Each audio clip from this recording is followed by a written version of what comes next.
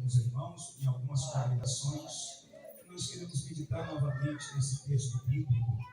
Glória a Deus. 1 Reis, capítulo 18 de 1 Reis. Aleluia. Glória a Deus. Capítulo 18 de 1 Reis. Louvado seja o nome do Senhor. Glória a Deus. Capítulo 18, e no versículo de número 20, nós vamos fazer a leitura do texto. 1 Reis, capítulo 18, versículo de número 20. Quem encontrou, diga amém. Amém. Vamos fazer a leitura do texto bíblico que diz assim: Então Acabe convocou todos os filhos de Israel e reuniu os profetas no Monte Carmelo. Então Elias se chegou a todo o povo e disse: Até quando cocheareis entre dois pensamentos? Se o Senhor é Deus, seguiu. E se Baal, seguiu. Porém o povo nada lhe respondeu. Então disse Elias ao povo: Só eu fiquei por profeta do Senhor. E os profetas de Baal são 450 homens. Desse-nos, pois, 2 bezerros. E eles escolhem para si um deles. Eu divido em pedaços e ponho sobre a lenha. Porém não me metam ou coloquem fogo. Então eu prepararei o outro bezerro e porei sobre a lenha, mas não lhe colocarei fogo. Então invocai o nome do vosso Deus, e eu invocarei o nome do Senhor. E há de ser que o Deus que responder por meio de fogo, este será Deus. E todo o povo respondeu dizendo: É boa esta palavra. Amém, irmãos? Vamos fazer um minuto de oração. Glorioso Deus e eterno Pai, em nome de Jesus, nós te agradecemos por essa oportunidade que o Senhor tem nos dado de estar na tua casa e na tua presença. Fala conosco através da tua palavra. Fala com o teu servo, com a tua serva. Quebra as barreiras, tira os obstáculos. Que o teu nome venha a ser glorificado. Deus, teu Espírito Santo e a liberdade. Ó Deus, em nosso meio nós viemos aqui para ouvir a tua voz. Nós viemos aqui para ser tocados pelo teu Espírito Santo. Que o teu nome venha a ser glorificado. Que o teu nome venha a ser exaltado. Ó Deus, ajuda este irmão, esta irmã. Que nós tenhamos, ó Deus, aleluia, liberdade para sermos alcançados pela tua misericórdia. Que nós venhamos nos humilhar na tua presença. Que nós venhamos confessar os nossos pecados. Que nós venhamos, ó Deus, reconhecer somente a ti como o único e suficiente Salvador de nossas almas. Que o Senhor venha transmitindo através da tua palavra a revelação que cada um necessita, meu Deus, para ser fortalecido pela tua bendita presença, em nome de Jesus Cristo. Amém? Vamos ao assento, por gentileza. Glória a Deus. Louvado seja o nome do Senhor, que nos permite estar na casa de Deus. Quem está feliz por estar na casa de Deus, diga amém. Aleluia.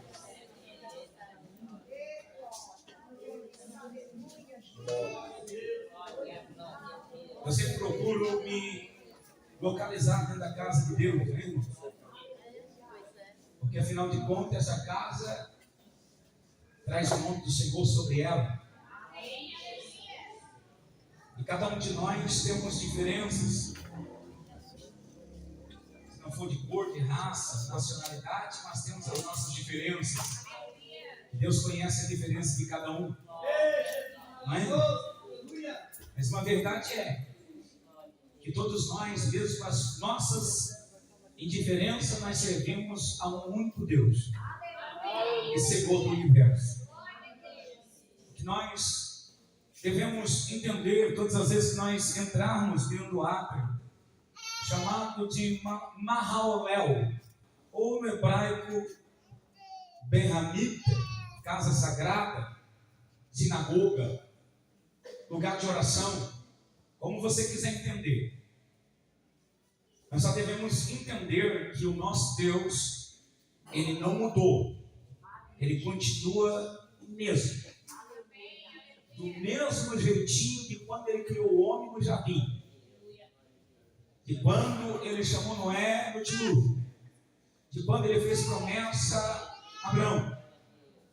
e de quando em Lucas 1 que ele enviou o filho para nascer de uma virgem, o mesmo que morreu na cruz do Calvário e ressuscitou ao terceiro dia, e é o mesmo que está à direita do Pai agora, sentado intercedendo pela igreja. Ele é o mesmo. Quando nós observamos e temos essa percepção disso, nós vamos continuar sendo verdadeiros adoradores de Deus em espírito e verdade, para não perder a essência, porque Deus nos une num culto como esse, para nós lembrarmos da essência, né? Para nós lembrarmos da essência. Eu quero, com o pouco tempo que nos é permitido aqui, eu quero transmitir uma palavra bem precisa e direta, já que eu estou criando a minha base aqui, falando da nossa sensibilidade, porque o nosso Deus, ele é um ser sensível. O Espírito Santo, ele é sensível ao extremo. E ainda que você talvez não perceba no teu glória a Deus que você está no aleluia, o Espírito Santo, ele se move na igreja. Aleluia! Se move. Só que o nosso Deus, ele conhece a nossa debilidade, como eu falei. Mas ele quer sempre restaurar-nos, ou restaurar o ambiente da sua adoração. Ele quer que o ambiente da sua adoração seja sempre restaurado, como um altar precisa restaurar todos os dias. Que somos nós, eu e você, o altar de Deus. Por isso o texto bíblico nos traz uma história falando de nem é sincretismo, mas de uma apostasia. E eu vou ser direto na Bíblia, eu vou pregar aquilo que está escrito, tá bom? Para não sair do texto, nem do contexto, ou usar o termo teológico. Alguns dizem que a gente usa o termo teológico, mas se alguém estudar, vai saber que a teologia, ela fala de Deus. Teo quer dizer Deus, e lógico, o estudo da palavra de Deus. Então, por muitos não entender esse mistério do conhecimento, que o próprio Jesus disse que é para nós buscarmos crescer na graça e no conhecimento, mesclam-se com algumas inverdades que a Bíblia revela e nós precisamos entender e aceitar. Aproximadamente 2.750 anos, o texto que nós estamos lendo. E a Bíblia diz que o povo de Deus estava numa apostasia, ou seja, o rei de Israel, chamado Acabe, ele desobedeceu uma ordem de Deus que está no livro de Deuteronômio. A ordem de Deus era para que então o seu povo não se mesclasse com mulheres estranhas, e as mulheres também não com homens estranhos, ou seja, que não servissem ao mesmo Deus. A Bíblia diz que então esse homem chamado Acabe, que para muitos é um pecador, todos nós somos pecadores, mas esse homem estava dentro da linhagem real, da raiz de Davi. Então ele tinha sangue de rei dentro da sua linhagem, conhecia tudo de adoração. Mas a Bíblia diz que ele desobedeceu a palavra de Deus, e quando se desobedece a palavra de Deus, automaticamente vem a decadência, a apostasia. E foi isso que aconteceu no reinado de Acabe. Por ele desobedeceu uma ordem de Deuteronômio, e Deus disse que para se mesclar, ele casa-se então com uma mulher, filha de Tibaal, que a Bíblia cita ela.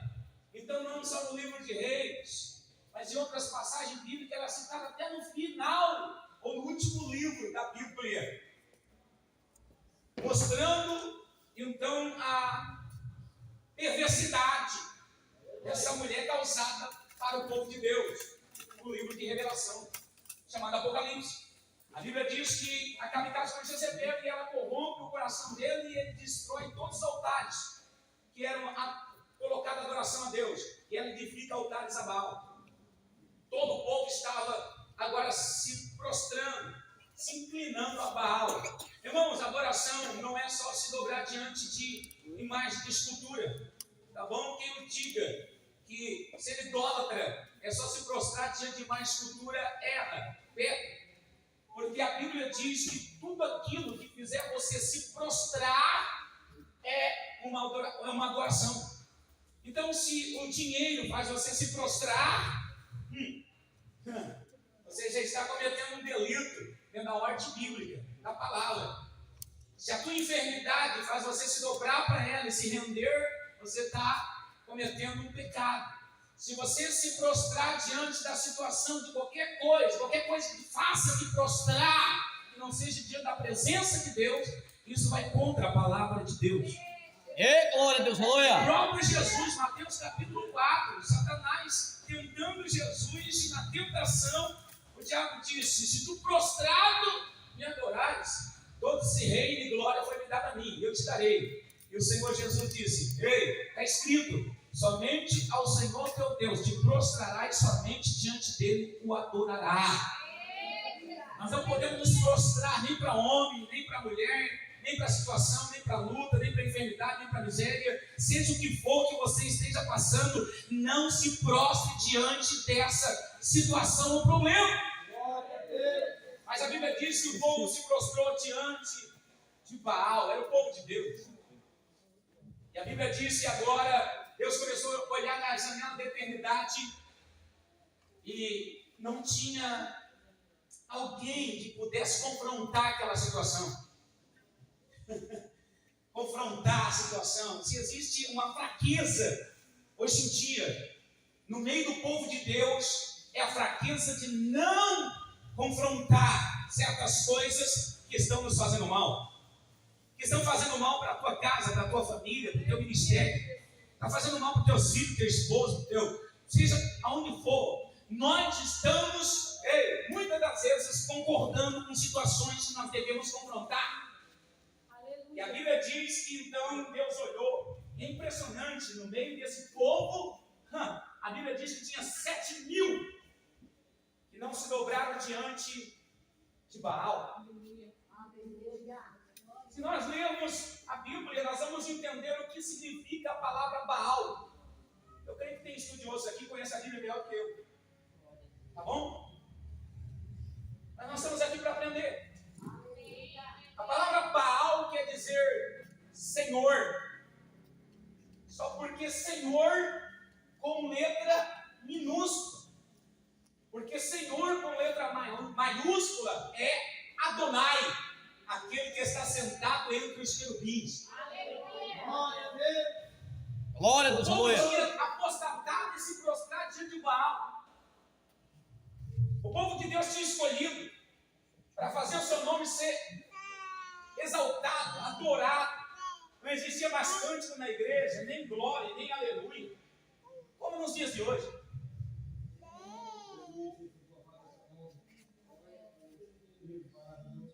Que a essência, a obra-prima de Deus que foi dada para a igreja, nós não estamos vendo mais ser manifesta. Que é chamado de Espírito Santo. Não vemos mais cura, temos gente doente morrendo na igreja. Aleluia, Jesus. Não vemos mais libertação. O que mudou? Deus mudou? Não. Quem mudou? Quem foi que mudou no reinado de Acabe? Foi Deus? Não. Foi o povo. E por causa disso, Deus não tinha mais acesso. Deus não conseguia mais falar.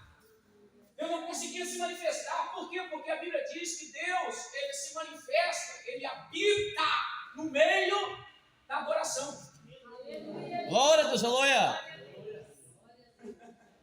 O povo se prostrou, mas Deus olhou da janela da eternidade, meu pastor, e tinha 7.000 que não se dobraram.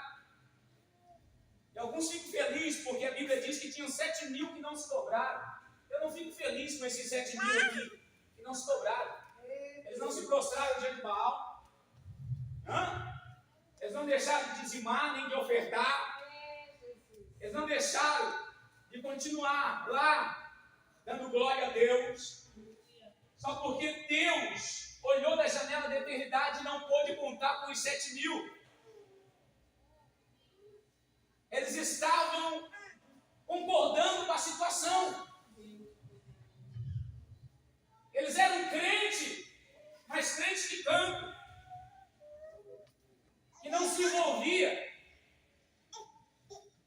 tinha atitude, É verdade. não reagia diante da situação, e concordava com tudo que acontecia dentro da igreja e fora da igreja.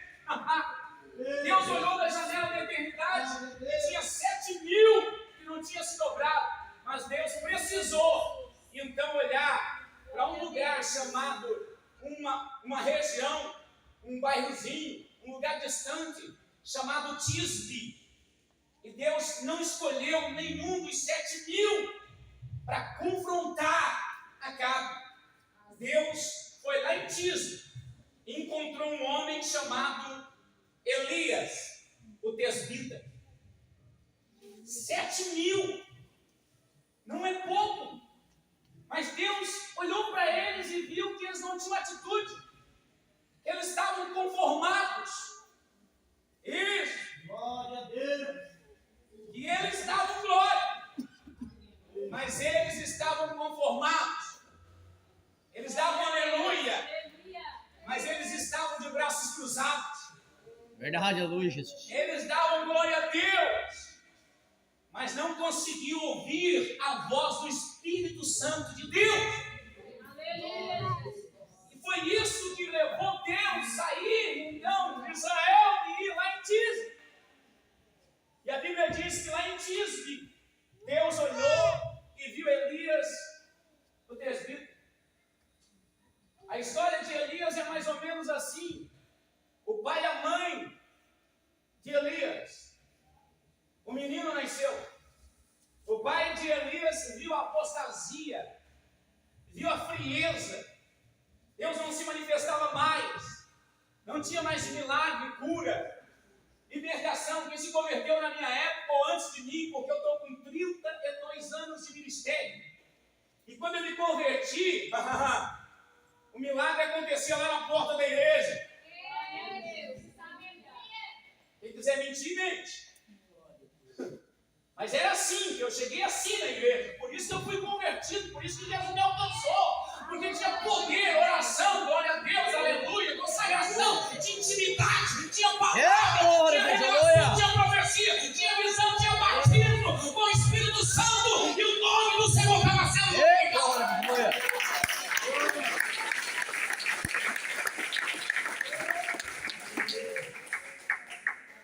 Deus não te chamou para ficar acomodado. Deus te chamou porque Ele confia que você vai reagir diante dessa situação. Você não vai ficar concordando com tudo. Eu não fui chamado para ficar concordando com tudo, não. Não estou dentro da igreja para ficar concordando com tudo. Deus não te chamou para ficar concordando com tudo. E algumas coisas que Deus quer que você confronte, quer que você reaja, porque senão o inimigo vai te fazer recuar. E a Bíblia diz que o pai e a mãe de Elias, o menino nasce. O pai já estava decepcionado, o povo estava completamente com apostasia, não tinha mais manifestação de nada. E o pai determinou colocar o nome do menino, então, de Elias. A palavra no hebraico Elias é traduzido por uma letra ou uma frase ou um nome chamado Eliahus. Eliahus, no hebraico, quer dizer só o Senhor é Deus. O pai da criança chegou no dia, o menino nasceu, e ele chegou diante do sacerdote. O sacerdote perguntou: e aí, pai, como é que vai ser o nome do menino? E o pai disse: o nome dele vai ser só o Senhor é Deus. Que loucura, hein? Porque tu nem faz mais de novo mesmo. Que doido. E aí o sumo sacerdote disse: o que é? Tá doido? O senhor quer, pai? Tem tanto nome bonito aí. Jennifer Lopes, se fosse nossos dias. Arnold Schwarzenegger. Sei lá que nome daria. E eles confrontaram. Não. O pai de Elias disse: não. O nome dele vai ser só o Senhor é Deus. Por quê? Porque eu acredito que não existe outro Deus. E que Deus vai fazer uma revolução aqui. Aleluia. Eu acredito que a esperança, do meu coração e dessa nação, Deus pode usar esse menino para restaurar o culto em Israel. E a Bíblia diz que o menino nasceu com uma sina. A sina de todo mundo fica olhando para ele e dizer: e aí, só o Senhor é Deus? Talvez você não percebeu a tocinha minha. Isso, eu ouvi isso muitos anos. E aí, irmãozinho, dizia pra mim, e aí, crentezinho? Virou crente agora, né? Parece uma sina, né, irmão? Chegava pra ele e dizia, e aí, só o Senhor é Deus, no meio de uma apostasia, no meio de uma frieza, no meio de uma calamidade espiritual, de uma pobreza espiritual. Mas a Bíblia diz que o menino cresceu. E o menino agora começou a ser preparado pelo Espírito de Deus. Enquanto a apostasia estava acontecendo, Deus estava agora preparando Elias. Então, para um grande propósito, como Deus, Ele te chamou, não foi à toa. Não é por isso que você está aqui, não, só para receber milagre. Você está aqui por causa de um propósito, por causa de uma profecia revelada na tua vida, e Deus está esperando que você reaja para que Ele cumpra com essa profecia, não só na tua vida, mas na tua casa, na tua família e por onde quer que você passar. A Bíblia diz que agora Elias estava sendo preparado, enquanto Acabe, Jezebel estava lá prostrando-se diante de Baal, e toda a nação, eu estou falando uma nação inteira. Para quem não entende isso, era mais ou menos o Brasil inteiro prostrado diante de Baal. Mas não, o Brasil inteiro adorando o diabo. Vai cair fogo aqui. Deus destrói. A Bíblia diz que agora Deus levanta Elias e envia Elias lá da cidade de Tisbe e manda confrontar, e até Acabe. Ele chega até Acabe, lá no palácio, e tinha 3 tronos. Tinha um trono de Acabe, um trono de Jezebel, e tinha um trono de Baal no meio dos dois. Quando Elias chega lá, e Elias olha para Baal no meio do rei Acabe e de Jezebel, Elias pergunta, e aí, isso aí é Deus? E Acabe diz, isso aqui é Deus. Jezebel disse, isso aqui é o nosso Deus. E Elias disse, se ele é Deus, eu sou homem. E segundo a minha palavra, a partir de agora, não vai haver nem chuva, nem orvalho, não vai ter mais água na terra. Segundo a minha palavra, o céu fecha agora. E não vai haver mais chuva nem orvalho sobre a face da terra. Segundo a minha palavra, diz ele. Ele nem usou o nome de Deus. Ele nem usou o nome de Jesus, não tinha. Na época, a manifestação teofânica, uma camuflagem. Não, ele não usou o nome de Deus. Sabe o que é isso? É confiar naquilo que Deus colocou sobre a sua vida. Quem sabe o que Deus colocou na tua mão, não fica temendo demônio, nem homem, nem nada. Se Deus é contigo, eu quero ver quem é que vai ser contra ti. A Bíblia diz que agora ele diz, se isso aí é Deus, eu sou homem. E segundo a minha palavra, não vai chover mais, nem orvalho. E o céu fechou, porque Elias tinha um pacto com Deus. Elias tinha um compromisso com Deus. E a Bíblia diz que por causa disso houve uma perseguição em cima de Elias. E a Bíblia diz que Deus mandou ele voltar e confrontar Acabe mais uma vez. Quando ele volta, Acabe diz para ele, ei, aí, ô perturbador da paz. Eu já fui taxado muitas das vezes como perturbador da paz. Sabe por quê, irmão? Porque eu não tenho medo de falar a verdade. Deus me chamou para falar a verdade. Se não for para falar a verdade, não se voltar. Hein? Se não for para pregar a palavra de Deus, não adianta nós dizer que só o Senhor é Deus. A Bíblia diz que agora Elias foi taxado como perturbador da paz. E ele aponta o dedo para cá e diz, perturbador da paz é você, que desviou o povo de Deus da presença do Senhor, rapaz. Deus vai te pegar. Deus vai ter contigo. E a Bíblia diz que houve uma perseguição. Mas aí Elias chega diante de Acabe e diz, peraí, vamos acabar com essa peleja aí, vamos acabar com essa batalha. Tá bom, só restou eu de profeta. E vocês têm 450 profetas de Baal e mais 400 de Azera. Vamos fazer o seguinte, vamos fazer um desafio? Não, qual é o desafio? Vamos fazer o seguinte, vamos pegar um cordeiro ou uma ovelha e vamos edificar um altar e vamos apresentar essa ovelha, vamos cortar essa ovelha, matar a ovelha e vamos oferecer ao Senhor. Vocês oferecem ao seu Deus e eu ofereço ao Senhor dos Exércitos. Ninguém vai tocar fogo nesse sacrifício. O Deus que responder com fogo e receber o sacrifício, esse seja o verdadeiro Deus. O desafio que Elias fez, ele fez sabendo quem era o o Deus que respondia com fogo. Alguém sabe aqui o Deus que responde com fogo? Diga amém. Amém. E se nós sabemos qual é o Deus que responde com fogo, nós não vamos ficar tremendo diante de Baal, diante do problema, diante da situação, diante da enfermidade, diante da porta fechada, diante desse problema que está te rodeando, seja o que for, irmão. O nosso Deus é um Deus que responde com fogo. A Bíblia diz que agora, quando Elias falou isso, toda a nação de Israel, junto com os profetas de Jezebel ou de Baal, eles disseram: a tua palavra é boa, esse negócio é bom. Só porque eles não sabiam que Deus já estava determinando a sentença dos adoradores de Baal. Deus estava olhando para baixo e dizendo: hoje eu acabo com essa bagunça.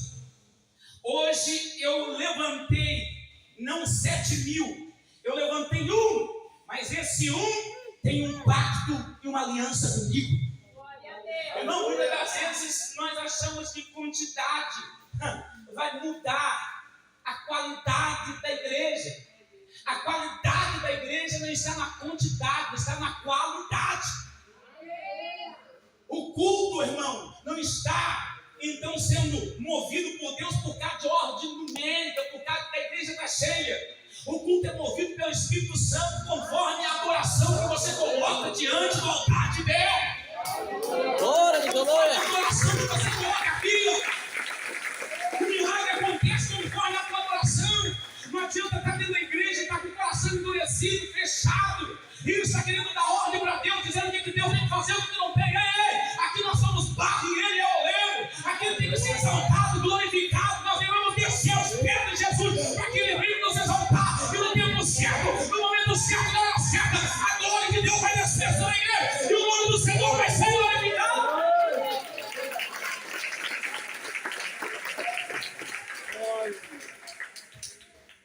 Vamos para onde? Vamos para o Monte Carmelo. Subiram o Monte Carmelo. E Elias disse: não, vocês podem começar o sacrifício primeiro. Começaram a sacrificar, a preparar o altar. Mataram o animal. Ficaram gritando até meio-dia. E chegou, então, no horário da oferta da tarde. E Elias estava ali olhando. E dizia: grita mais alto, quem sabe ele não pode ouvir vocês. Quem sabe ele saiu. Quem sabe ele está atendendo alguém. Chama ele. E a Bíblia diz que quando chegou no horário da tarde, o horário da oferta da tarde, aproximadamente 3 a 4 horas, a Bíblia diz que Elias mandou eles parar. E ele disse: agora deixa que eu vou oferecer o meu sacrifício ao Senhor. E a Bíblia diz que ele começa fazendo algo importante que nós devemos fazer e encerrar a mensagem.